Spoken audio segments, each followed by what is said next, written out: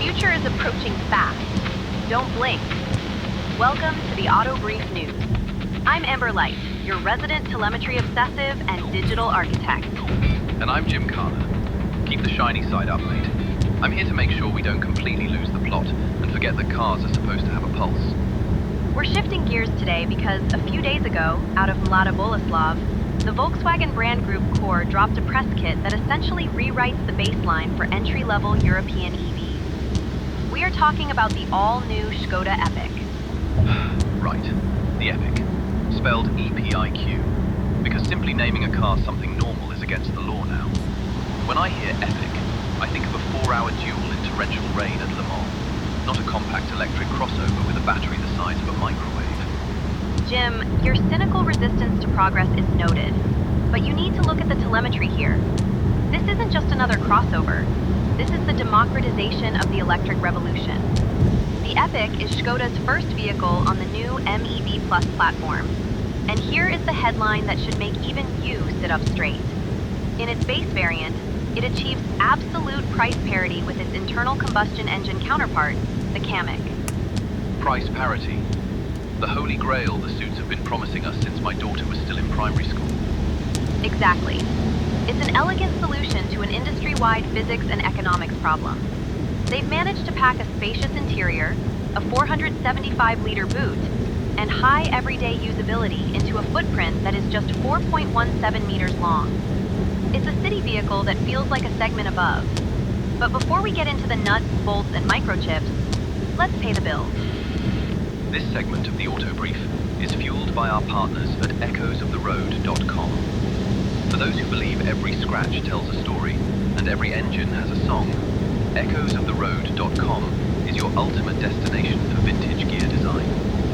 Echoesoftheroad.com is your definitive apparel store of vintage car culture. All right, Jim, let's put the Škoda Epiq on the list. Let's start with the architecture. It is built on the MEB Plus platform. Optimized for a new generation of compact electric vehicles, it combines reduced weight with high efficiency. But here's the controversial bit that I know is going to get under your skin. It is Škoda's first all-electric model with front-wheel drive. A front-wheel drive EV. Amber, the only inherent advantage of this electric appliance era was that the manufacturers finally went back to rear-wheel drive. You put the motor at the back, you get a clean steering feel at the front. Now they're taking all that instant electric torque and dumping it over the steering wheels. Torque steer. It's an absolute tragedy. It goes against mechanical sympathy. It's not a tragedy. It's packaging efficiency. This isn't a track weapon, Jim. By putting the motor at the front, they've optimized the interior volume. It allows for a massive 475-liter luggage compartment in a car the size of a shoebox.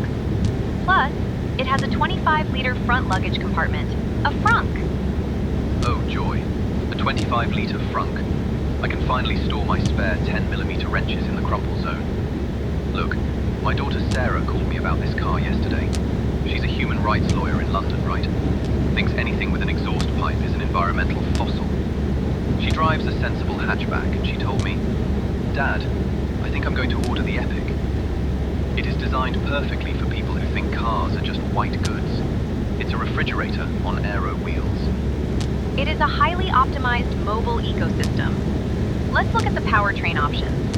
We have 2 battery sizes and 3 power outputs. The base model, the Epiq 35, uses a 38.5 kilowatt-hour gross battery. It utilizes lithium iron phosphate, or LFP chemistry, making it cheaper and highly durable.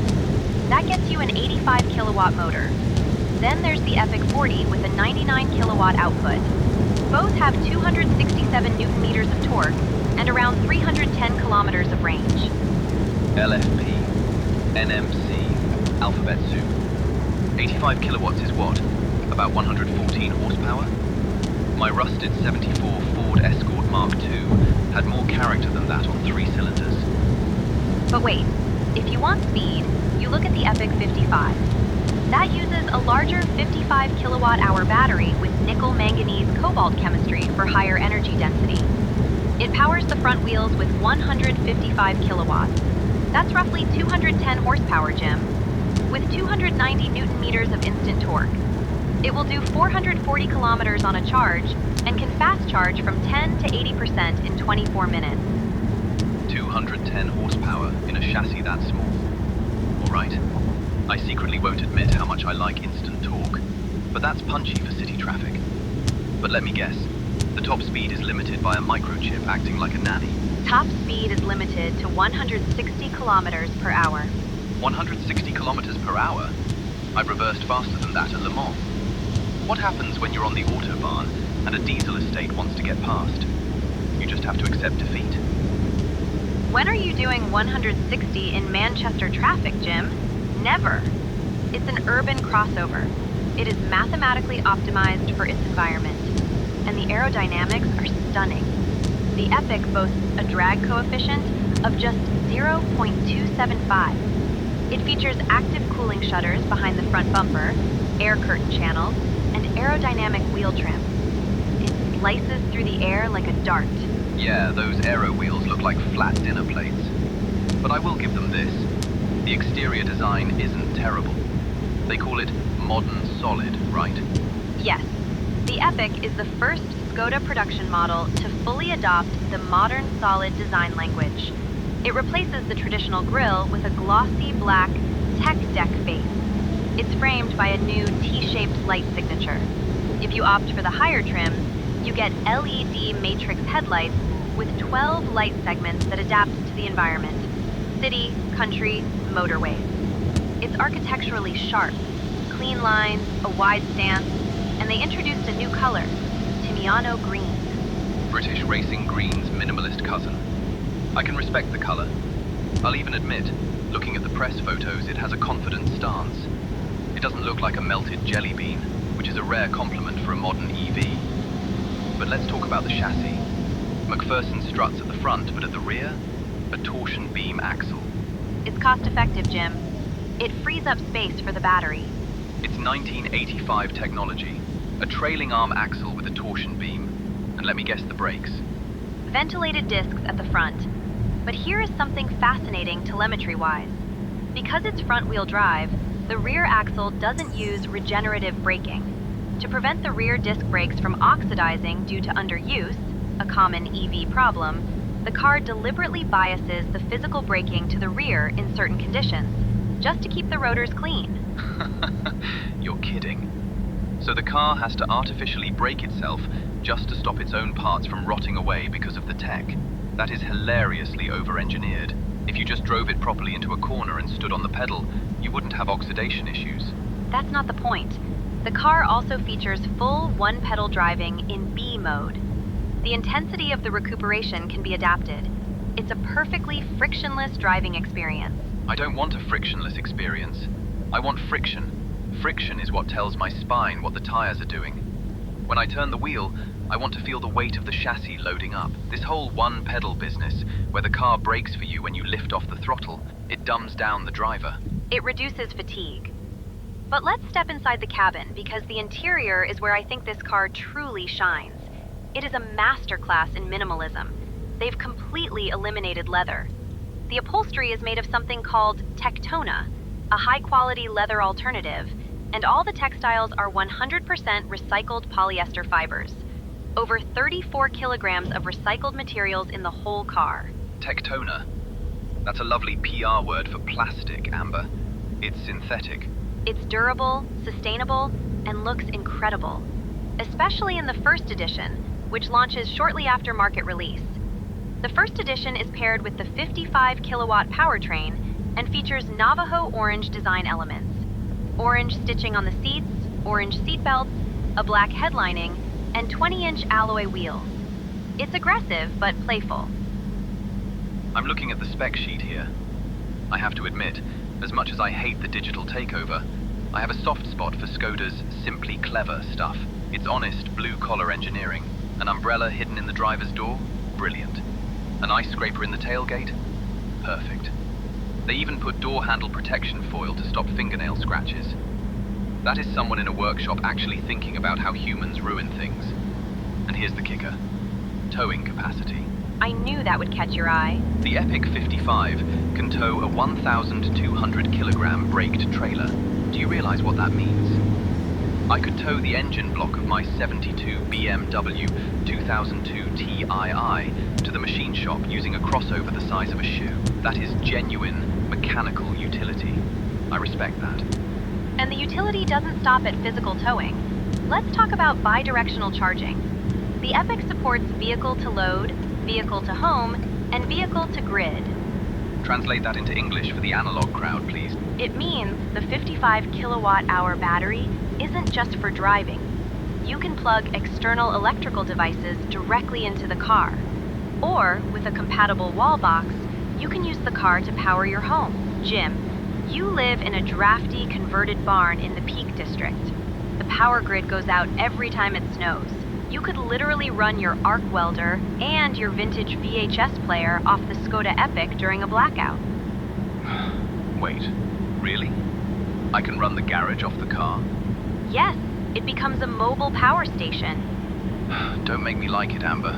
I'm supposed to be defending the spirit of driving, and you're bribing me with off-grid welding capabilities. That's the beauty of the digital era, Jim. It's an ecosystem. Which brings us to the connectivity. The cabin is centered around a 13-inch Android-based infotainment system. It's the digital hub of the vehicle. System-wide search, native Spotify, Google Maps. And later this year, they are debuting the mobile digital key. No physical key fob. You just use your smartphone to unlock, start, and share the car. Absolutely not. No. Hard stop. Why? It's seamless. What happens when your phone battery dies? What happens when there's a software glitch? A physical key is a mechanical contract between a man and his machine. It says, I have the piece of metal that makes the explosions happen. Now, you're telling me if Apple releases a bad iOS update, I can't get to work. You're being dramatic. The My Škoda app also gives you remote charging management, the departure planner to preheat your steering wheel, and trained parking with Travel Assist 3.0. The car will literally remember how to park in your driveway and do it for you. If you can't park a 4.17 meter car by yourself, you shouldn't have a driving license. Hand it back. All right, before Jim bursts a blood vessel, it's time for our social media segment. This is the What's in the Glove Box poll. Every week on our Instagram, using our helmet mascot avatar, we ask you a scenario question. This week, you're driving the new Škoda Epiq First Edition in Navajo Orange through the Swiss Alps using one-pedal drive. The regenerative braking is whining like a jet engine. What 1970s cassette tape is in the glove box? Well, assuming there's a tape deck in this rolling iPad, which there isn't, the only acceptable answer is Pink Floyd's The Dark Side of the Moon. Specifically, On the Run, because that synthesizer sequence is the only thing that sounds like an electric motor spinning at 15,000 revolutions per minute. I love that. Personally, I'm going with Kraftwerk's Autobahn. It's clinical, it's rhythmic, it's entirely synthetic, and it perfectly matches the hyperlinear data flow of the MEB Plus platform. Let us know your choices in the comment of our Instagram post. Kraftwerk. Of course you'd pick Kraftwerk. You probably listen to dial-up modem tones to fall asleep. It's called white noise, Jim. Look it up on your flip phone. I don't have internet on my flip phone, thank God. All right, let's bring it into the pits. It's time for the garage rating. Green light, amber light, or red light? Jim, you first. The all-new Škoda Epiq. I want to hate it. It's a front-wheel drive, torsion beam electric crossover with a tablet glued to the dashboard and fake leather seats. It represents everything my daughter loves and everything I think is sanitizing the automotive world. But it has physical boot space. It can tow a solid payload. It has an ice scraper. And the fact that I can use it to power my house is undeniably brilliant engineering. I can't give it a green light because it lacks a soul, but I will begrudgingly give it an amber light. It's a highly competent appliance. I will take that as high praise from you. For me, it is a resounding green light. It achieves price parity with combustion engines, which is the tipping point we've been waiting for.